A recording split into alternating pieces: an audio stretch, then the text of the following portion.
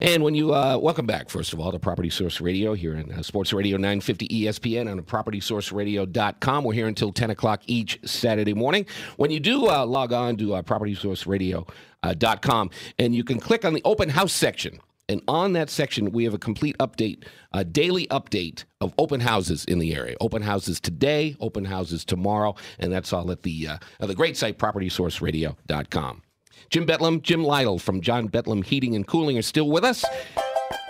And I mentioned before we went to break, the bottom line here, how can I save money on my heating bills this winter? Which Jim wants to take that? I'm taking it first. These guys can answer after me if you don't mind, Steve. Go ahead. I laid off my nanny. Saved me $100 a month, swear to God, on my gas and electric. So just first, right out of the chute, I just wanted to let you know. Plus, you're a little old to have a nanny anyway, so I think it was probably about time you cut the cord. Well, if you know what I mean. Zinger. All right, but she was 22. She wasn't younger than that, so it was nice. Okay. Now it's getting awkward. I know. Aren't you glad he came today, guys? Yeah, saving money on the heating bills. Couple different areas, whether it's equipment or keeping your heating equipment tuned.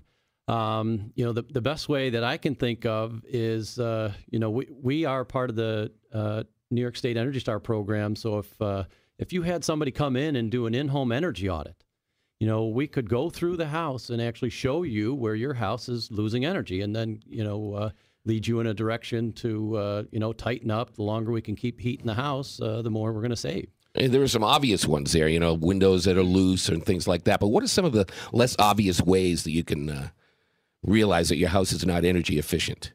Well, a lot of things that are uncovered during the energy audit, it's starting up in the attic, insulation, actually air sealing. There's a lot of penetrations that go from the basement right up through the attic that just with a little bit of spray foam, you can foam up those penetrations, and you're kind of eliminating that siphoning effect that the heat's just shooting right up through those chaseways and into the attic. Mm-hmm. And I remember you were talking about ice damming. Yes. So that's one of the leading causes. You're losing heat right into that attic space. So, the more of those little nooks and crannies that you can seal up, the better off you're doing. But, insulation, windows, weather stripping doors, there's a lot of different areas that really can save some energy. Selling your kids on eBay too helps a lot. I'm sure of it. Because that saves money, I suppose. Yeah, it saves energy too because they don't turn the lights on all over. If I could do that, I got 2 kids in hockey, and that's killing me. Oh my gosh! Oh no, that's brutal. So your dental bills are like out of control, right? Well, dental bills. The other thing, my wife does this, and I used to laugh at her for doing it, but I realized. First of all, never laugh at your wife when she's trying to save money for you. She at all our closets, she has these little runners that she puts across the bottom of the closet door. Because the closets are always colder than the rest of the room, and it keeps the cold air in the closet rather than escaping through the bottom of the door into the bedroom. Now, is that just a function of an old house, or is that... Probably a little bit of that. Yeah. And, some of that could be coming, insulation in the walls. Once you get cold air infiltrating, you got to, keep it out. Gasketing around outlets. There's so many different areas. So, again, if we had...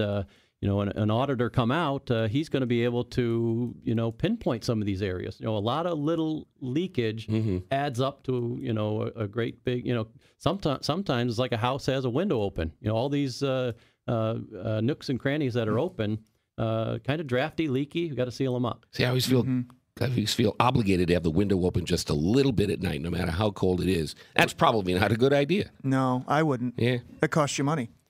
Certainly. Then the furnace is going to be coming on more. I know you're probably turning it back during the night, but that leads us into setback thermostats. Why not set it back in moderation?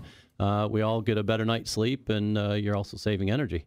Jim, I have one of those programmable the programmable thermostat. So during the day it's one temperature, and at night it's another, and I don't ever have to touch it. And there's no. Mm-hmm. It's just. That's the way it is. It's suggested that for every 1 degree that you lower the temperature, you save about 3% on your energy bill. So there's true savings there. And programmable thermostats come in many shapes and sizes. Many can be installed by the homeowner. There's only somewhere between 2 and 61 wires. And if you're not colorblind, it shouldn't be a problem at all. Don't forget about that trained professional. Yes. Absolutely, that thermostat is a great way to start. Making sure that that filter that we touched on earlier is clean, and also move the furniture away from the registers. Make sure that they're completely unobstructed so that that air will circulate and keep you more comfortable, and actually helps lower the heating bill. So if I wanted to invite you or one of your trained professionals come over and give me an audit, what is something like that to tell me if my home is energy? I mean, it sounds like it's going to be quite an expense. Is that something that and just anybody can do? Is it pretty affordable? Very affordable. If because we are part of the NYSERDA program, typically somebody coming out to do an in-home energy audit is going to cost you $250, and a lot of people, a lot of contractors who are a part of the program, window guys, insulators, they're all pretty much in that same boat. That gives you a good roadmap to savings.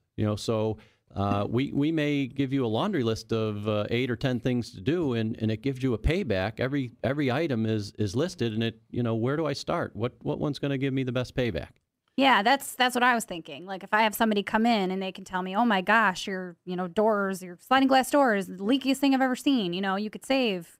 I think that's what a lot of people are thinking, especially with RG&E going up, and And as you said, if you get a chance to save 3 cents on every dollar by doing it right, those pennies add up. Oh, yeah. Certainly. Over time.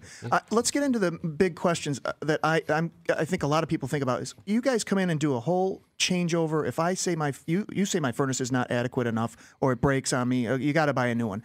Well, you guys have several grades of furnaces. You've got the 95%, 98%. What other ranges am I looking for these days? And what's best for me? And how do I really believe that? Or how do I know that? In other words, if I say 95% versus 98%, or whatever options I have now, or 85%, I know there are different cost structures involved. They get more expensive as they get more efficient. But how do I really know the payoff, and how do I really know you're not, I'm getting the right product for my house, all that stuff? Does that make sense? That's a great question, and that's why you hire a trained professional for this purpose. But let's see if I can answer the question in just a couple of sentences. You touched on the efficiency of the furnace, and that ultimately is a indicator of how much of the heat produced by that furnace is actually delivered to the home. And when we talk about efficiency, 95% efficient furnace means that 95% of the heat that furnace produces in its entirety gets delivered to the home. A furnace that's 15 years old, it's possibly rated at 70% efficient. 70% of that heat gets delivered to the home. 30% goes up the stacker chimney.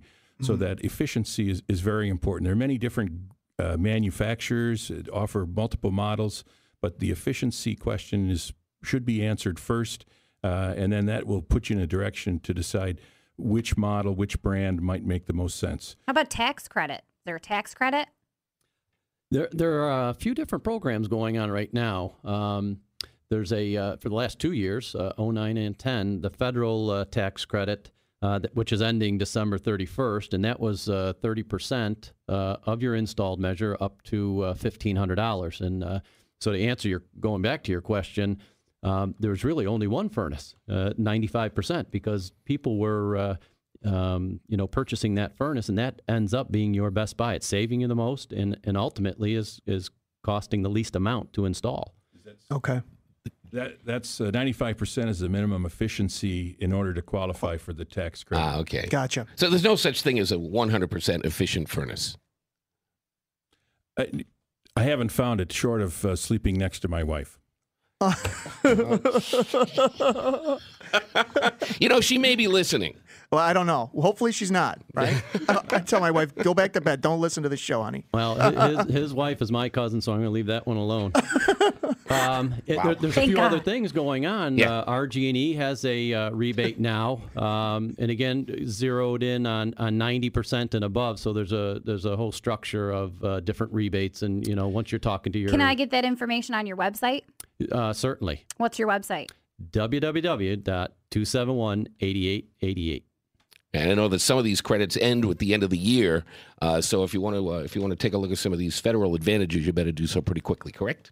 Yeah, because we're running out of time, and we only have so many crews putting in furnaces, so it's going to come to that point where we're really maxed out. Because as I understand it, the installation has to be completed before the end of the year to take advantage of these credits. We still have a few more minutes to spend with Jim Betlam and Jim Lytle from John Betlam Heating and Cooling. A few more things I want to get squared away. I want to remind you that tonight we have hockey at Sports Radio 950 ESPN. The Sabres are in Ottawa. That game starts at 7:30, and we'll be getting back to ESPN Radio at the top of the hour. But in the meantime, we'll take a quick break and then more on Property Source Radio here at Sports Radio 950 ESPN.